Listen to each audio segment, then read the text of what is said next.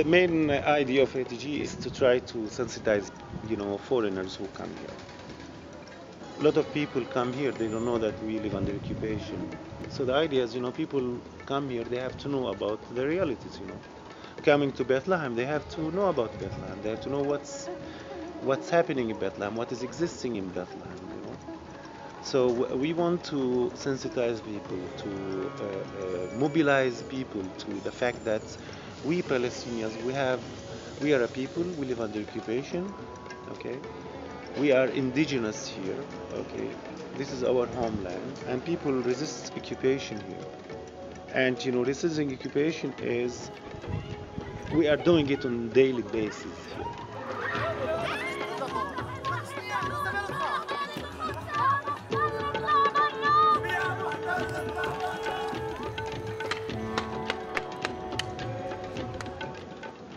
The town here, Bet Sahur, has been a major highlight during the first Intifada. During the first Intifada that broke in 1987, the town also witnessed a lot of means and ways to resist the Israeli occupation through many creative ideas, that really made, I would say, headache to the Israeli army and the Israeli states.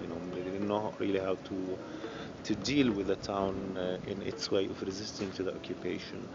In 1987, 88, 89, the town and even the founders of the organization here were the pioneers in leading the non-violent resistance against the occupation here, in terms of boycotting Israeli products, in terms of freedom gardening, mobilize people to use their gardens, to plant vegetables, to try to be independent in that time, and try also to boycott Israeli products, okay?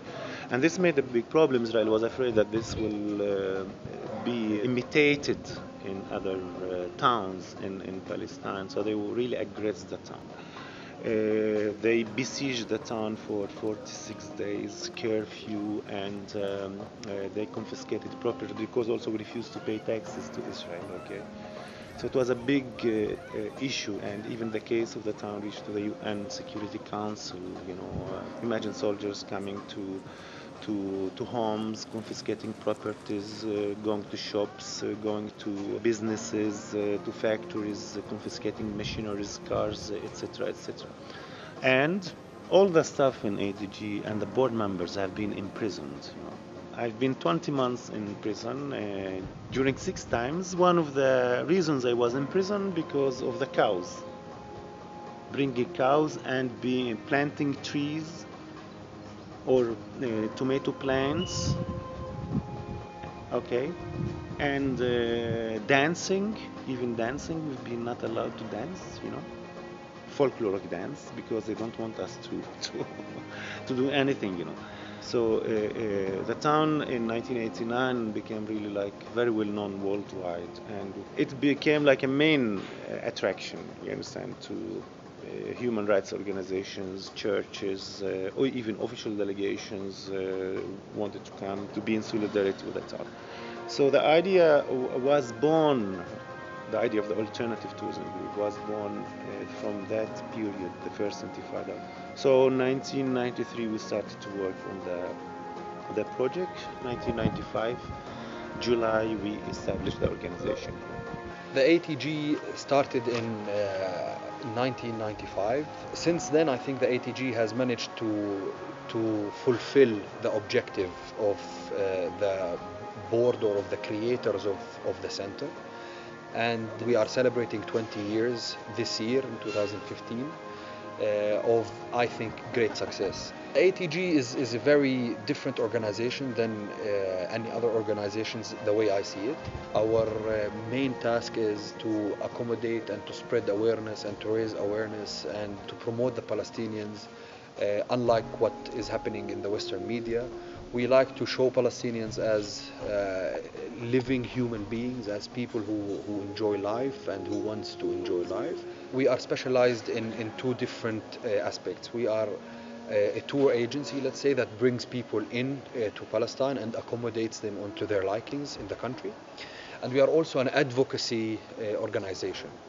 When I say advocacy, I say it in the sense that we advocate for justice tourism. We advocate for the right of the Palestinian people to hold a Palestinian state, to hold a tourism sector that might efficiently benefit the Palestinian society and the Palestinian community. We co-host conferences in order to raise awareness about the Palestinian situation. We speak a lot about different aspects that are concerned mainly with tourism and how tourism affects the Palestinian situation positively and negatively. We speak about the obstacles that are facing the Palestinian tourism sector due to the occupation. The idea behind establishing ATG, it was, a more comprehensive analysis of what tourism means to Palestine and Palestinians. Justice tourism in our context, it returned back to the tourism, what it should means at all. And it should take into consideration not only the need of the tourism industry, but also the needs of the local people and the local community. And this is why we have started to offer alternative, we call it alternative program, alternative to the existence program, where tourists only come to the Holy Land with following a guide that show them the biblical sites without any encounter with the local people, by offering a program that also show them the same places with a different perspective and with a different context. Because we believe that tourism to Palestine is not only about seeing sites, but also about being engaged with the local community by knowing their culture, history, political realities, and so on and so forth. Because we believe that tourists and pilgrims can make a change by returning back to their countries by advocating for Palestine and Palestinians. One of the highlights of our programs are family accommodation. Most of the money from tourists who come to the Holy Land goes to Israel. Okay, so trying really to support the Palestinian economy and also to support the local population. You understand? Bed and breakfast. Bed and breakfast exists everywhere, worldwide. BB. Okay, where instead of going to a hotel, you can stay in a family, you can eat there, you can share, etc. So we are using this from the beginning of the organization. Now today, the homestay is a very important part of our work. To us, when you are staying with a local family, you gain a lot. To start with, you help the Palestinian economy by directly helping the Palestinian families. You get to stay with locals to understand the cultures, to understand the daily life of Palestinians. I have visitors from all over the world, and I like to transfer the experience from them to me. They stay with us in the family, they speak with us, ask any question they want, and we answer. Even sometimes we go for a walk here around, or going for a special place, or if there is a wedding or something, we take them with us, going with the chairs with them. So they live our life like we live. I just talk from my heart. I talk from what I believe, what I see, how I see things. My aim, I just want to see peace one day here. Okay, I did not live really in peace, but I want my kids to live in peace. So I just try to show the reality, what's happening here, how the normal people are suffering from this conflict. Sometimes I tell Europeans, you have to thank God every morning, or Americans or people who live in other countries, that you were born there. By chance I was born here and you were born there. So why you are treated in a nice way? Why when you come to Israel, and you are Spanish for example, you come to Israel, the moment you land in the airport, you are welcomed. You come to Palestine, you are welcomed. You can go anywhere. But I'm from here, and I cannot go to Jerusalem, which is like 15, 20 minutes far away from my home. My aim, I even tell the people in the tours, I don't do these tours to make you pro-Palestinian against Israeli. No, I want you to be pro-justice in this country. So for me, this is not just a job, it's a mission. It's a mission. Tourism is a big deal for Israel. It's a big issue. Archaeology is a big issue for Israel. You understand what I mean? The usage of archaeology. the usage of the Bible, okay, to justify the occupation and the colonization of our land.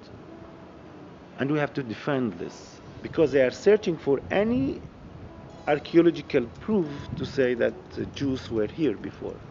We're not ignoring that Jews were here, okay? Jews, there have been Jews before Israel who were living here, okay? This does not permit or allow settlers to come and to settle here because Jews were here, you understand? Because the problem is not with Jews, you know. Israel does not represent Judaism, world Judaism, you know. A lot of Jews are against Israel, you know. A lot of Jews, you know. America, for example, in the States, in Naturi Karta, even inside Jerusalem, they're against the state of Israel. Our problem is with occupation. We are trying to resist by, you know, sensitizing internationals to our cause, because I believe myself, you know, the occupation here is international responsibility. Okay. We can fight for 100 years more, 200 years, you know. If there is no strong, firm position from the world, you know, occupation will continue and people will always be suffering.